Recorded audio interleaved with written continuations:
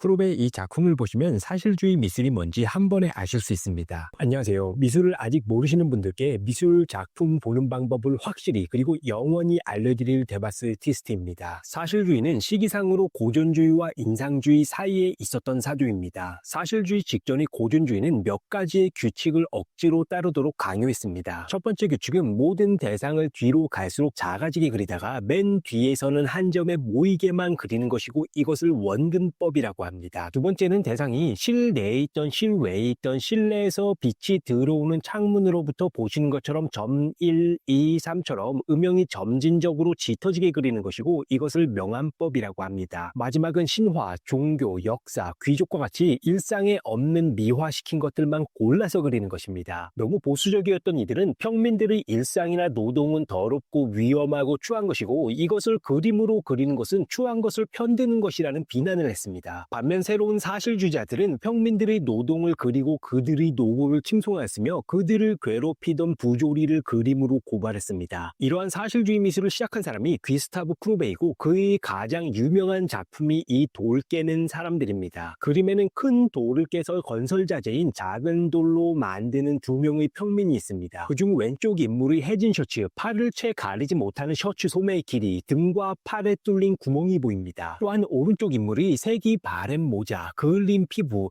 깨진 작업용 신발, 발꿈치 부분에 구멍이 뚫린 양말이 보입니다. 이러한 옷차림을 통해 이들의 낙후된 현실을 보여줍니다. 크루베에 따르면 왼쪽 인물은 15살이고 오른쪽 인물은 70살이라고 합니다. 힘든 일을 하기에는 너무 어리거나 너무 늙은 인물들을 통해서 불합리한 환경을 보여줍니다. 그리고 얼굴이 가려져서 그 익명성이 이들이 단순한 개인이 아닌 사람들 전체를 나타내게 합니다. 마지막으로는 완전히 다른 나이에 같은 경제적 어려움을 겪는 인물들을 양쪽에 배치해서 이들의 어려움이 평생 바뀌지 않을 것임을 나타냅니다. 이상으로 숭고한 진짜 현실에 대한 크루베의 작품을 보셨습니다. 감상이 있으시면 댓글 주시고 구독과 좋아요 부탁합니다. 안녕히 계세요.